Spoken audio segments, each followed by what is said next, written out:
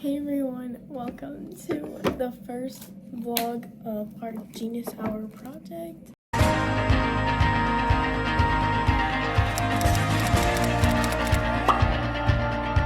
Today is kind of the baseline for like our entire project and what we're going to be doing today. I'm going to start off with a little miniature Bible study. So here I got my little Bible. I've been reading in Mark.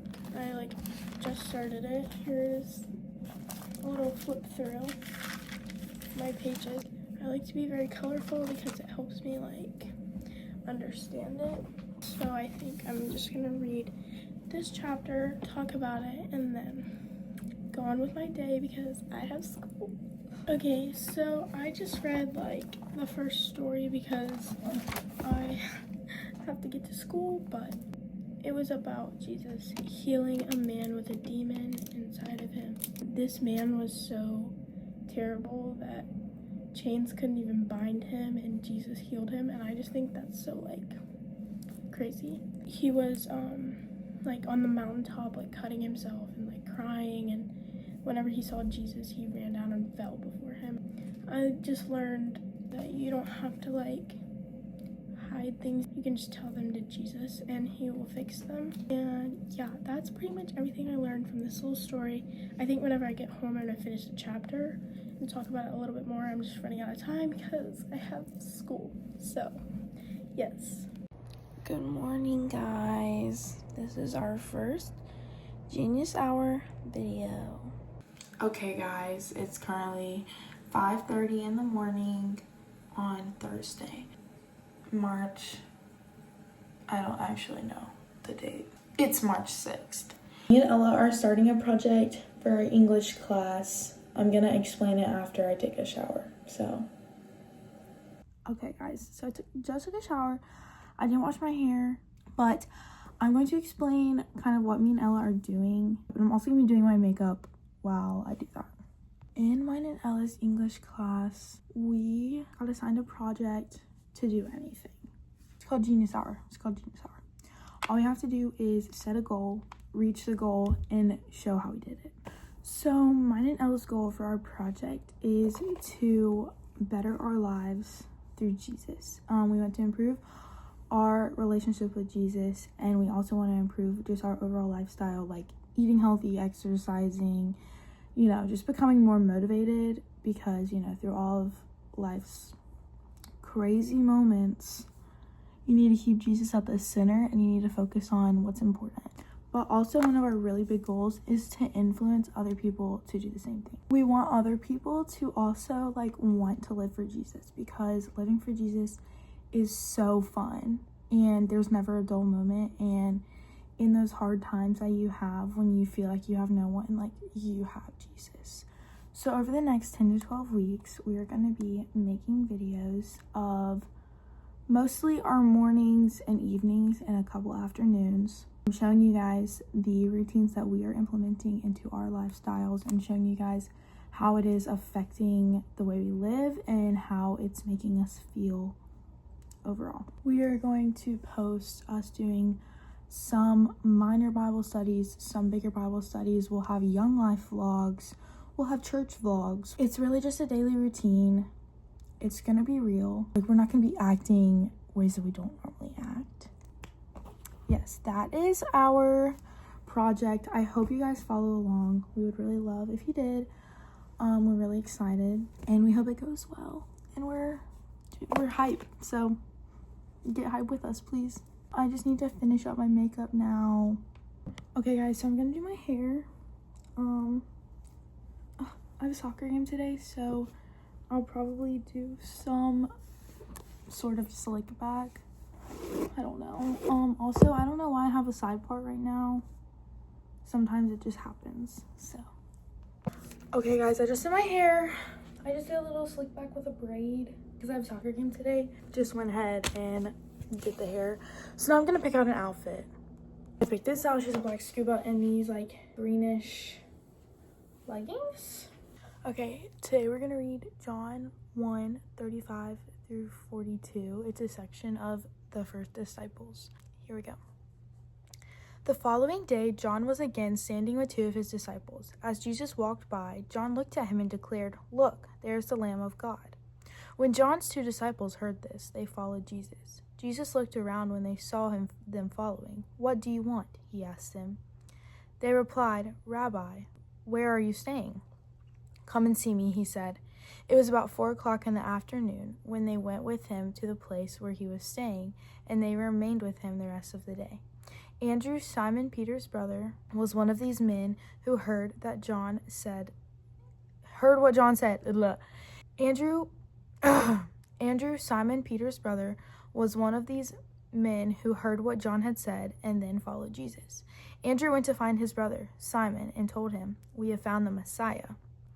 Then Andrew brought Simon to meet Jesus. Looking intensely at Simon, Jesus said, "Your name is Simon, son of John, but you will be Cephas," which means Peter. So in this story, basically, these guys were just walking. They see Jesus, and so they're like, "Oh my gosh, let's go see him. Like, let's go follow him." And Jesus turned around, and he said, "What do you want?" So John the Baptist, if you don't know who he is, like, he was sent to prepare people for Jesus coming.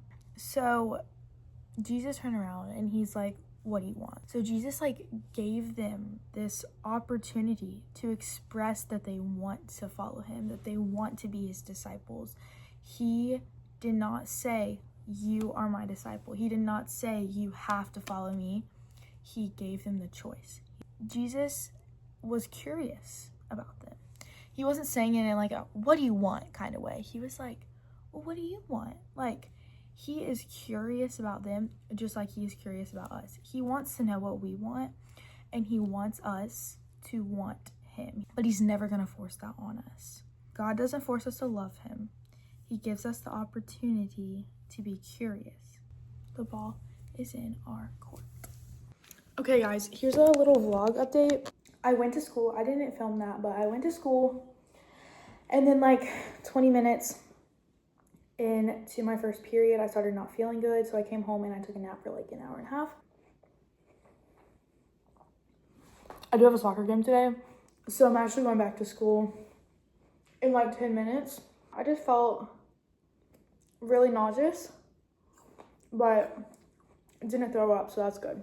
Right now, I am eating apples with peanut butter that I actually microwaved because I don't really like the texture of peanut butter. So when I microwave it, it's a little saucier. And then I put chocolate chips and cinnamon to eat with my apples because it makes it more appetizing. I'm also eating some pretzels. This is one of my favorite snacks. It's so healthy too. The chocolate chips I use, they're Lily's chocolate chips, so they're way less sugar. They're keto. I don't know. My mom eats them. And it's 11:27. So yeah. Okay guys, we're on the bus. We're going to our soccer game. We just went to Sheetz and got our pregame snacks. Wait, So I have to announce something to the vlog. this is going on YouTube. So is it actually? Yes. Okay. This is our last game at Tabor against Tabor ever. So this is my haul. So I got these chickpea Cheetos. They're so good. And I got this yogurt bar. And then me and Caroline are splitting in Alani. And Caroline, what'd you get? I got this party Pop-Tart and then a yogurt bar. Yes. And we're on our way to the game, and I'm so excited. Are you gonna drink? Okay, guys, I just got home, took a shower, just got home from my soccer game. It was good. It was good. We tied. I'm very tired, so I'm going to bed. It's 9:30. I'll see you guys tomorrow. This vlog was kind of uneventful, but I hope you enjoyed. Hi everybody, welcome to my update. I drove home from school, got into my bed, and fell straight asleep for a good hour and a half. And by that time, it was probably 7 o'clock, so I had to take a shower and get ready. So it's a little bit dark in here right now, but I'm about to go to bed. It's currently 10 o'clock, something around that. Tomorrow, I'm going to do a better job about like explaining things and taking more time to be in the Word, because today I was a little bit rushed. I woke up late. Tomorrow after school, I need to do some chores like laundry and clean my room a little bit. I forgot to mention that I started editing this like entire video today, and I made our little intro, and I'm so excited about that. I'm about to go to sleep, so I will update you guys in the morning. Hey everybody, welcome back to day 2 of our Genius Hour project. Right now I'm just getting ready for school and finishing up my makeup. I'm gonna continue reading through Mark chapter 5 and hopefully finish it because I have more time. And yeah, so me and Rena Margaret's plan for today is just to do like the same thing as yesterday but improve it. So I just finished doing my makeup and I'm gonna just give you guys a little outfit of the day. We get this airy little pullover sweatshirt deal, and then Free People romper. I think these shoes, they're just New Balances. So yeah. So I just put my shoes on and I'm gonna bring out my Bible so that I can start reading. Got her, same one from yesterday, obviously. I left off at chapter 5:21. I think I have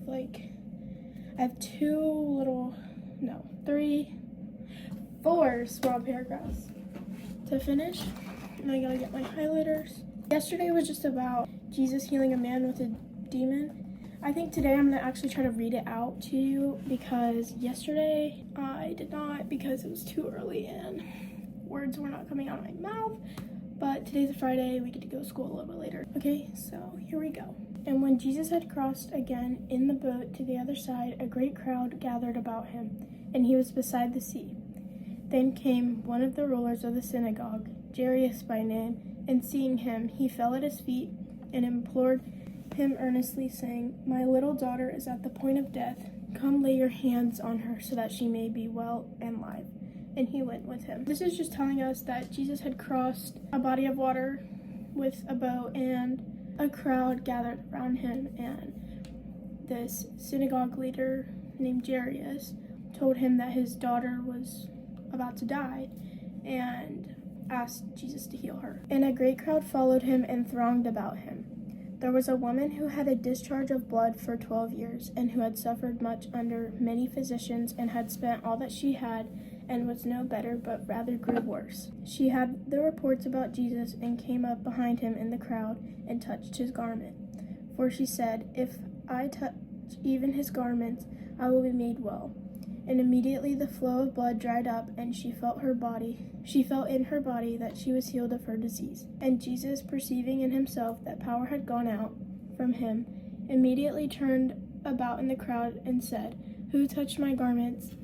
And his disciples said to him, "You see the crowd pressing around you, and yet you say, 'Who touched me?'" And he looked around to see who had done it, but the woman, knowing what had happened to her, came in fear and trembling, and fell down before him, and told him the whole truth. And he said to her, "Daughter, your faith has made you well.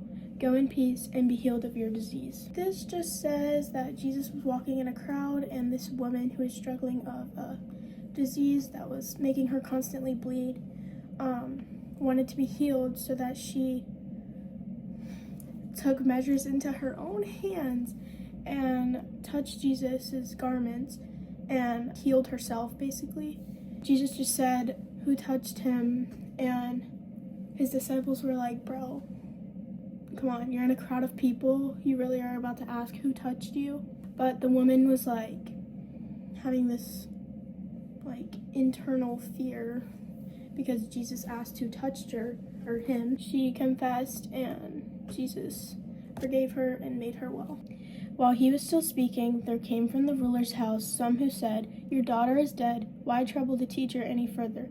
But overhearing what they said, Jesus said to the ruler of the synagogue, "Do not fear, only believe." And he allowed no one to follow him except Peter and James and John, the brother of James. They came to the house of the ruler of the synagogue, and Jesus saw a commotion. people weeping and wailing loudly. And when he had entered, he said to them, "Why are you making a commotion and weeping? The child is not dead, but sleeping." And they laughed at him. But he put them all outside and took the child's father and mother and those who were with him and went in where the child was.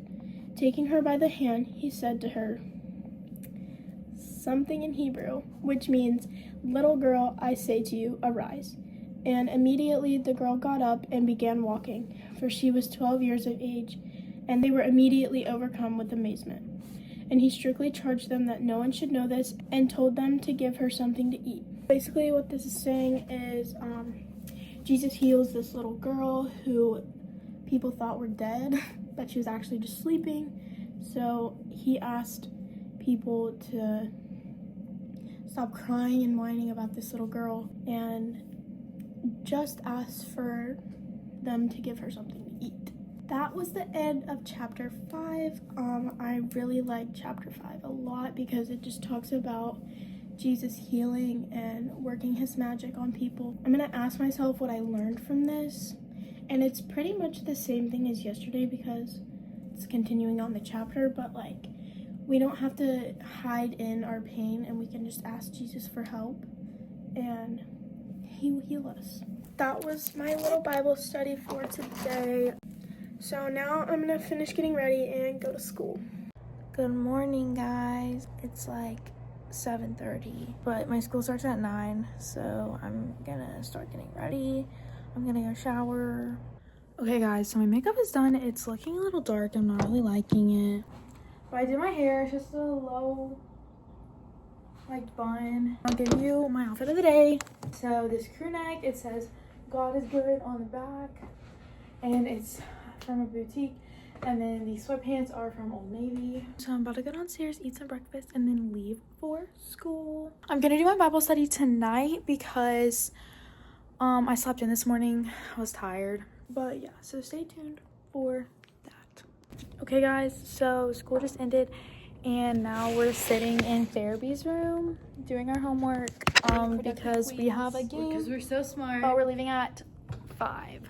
I'm actually writing my personal statement for application for a club. Here's Kate. Kate, say hi. Hi guys, it's like 11 o'clock. We had a soccer game. Then I came home and I ate dinner and then I showered and got ready for bed. Okay, so first things first, tomorrow I am going to finally do Valentine's Day with my boyfriend. We have been waiting to do this for so long, but we've been busy, so we haven't been able to. We have to get his presents together. First thing I got him is an electric toothbrush, which is a long story. I got him this car slime, and then I got him this like organizer for his trunk, and I also got him like a trash can for his car. Cause basically I'm giving him like I'm gonna clean his car for him because he has a really messy car. I need to wrap those. And I need to make a little card that says like car wash or something. I took some notes on this, and this honestly, one of my favorite stories that I've read. I struggle a lot with worry and just about, not necessarily worry, but like stress. That's something that I have a hard time with, is just always constantly worrying, like, what if this happens? What if I don't do this right? And oh my gosh, I have this and this and this, and that takes up a lot of my time, but you don't benefit from worry. So I think this passage is like such a great reminder that Jesus is in control. I don't have to worry because God has already done everything for me. I don't have to worry about, you know, things that could happen in my future, or I don't have to worry about my future because God has already planned it out. As high school students especially, we have to constantly think about our future. What do we want to do when we grow up? Where do we want to go to college? And we worry all the time about what our future holds. But the truth is, we don't need to worry because God already knows our future. We just have to follow the right path and we will get to those plans. So I think that this is a great reminder that Jesus is in control and I'm not. And I think it's a great reminder that like worrying brings nothing and God brings everything. God cares for you like so much more than you know. And God like he doesn't just care for you, but like he understands you and he cares for you so much. I think we just have to keep that in the back of our minds. That is Bible study. So great. So yes. Now time. Hey everybody, welcome back. Today is Saturday, March 8th. I just wanted to like kind of close out the video. This week was only 2 days because me and Red Margaret spent the beginning of the week just planning things out. In reality, this vlog was not very eventful and not very interesting because we didn't know what we were doing. So I think next week we're gonna go into it and kind of like film a little bit more, but make it shorter.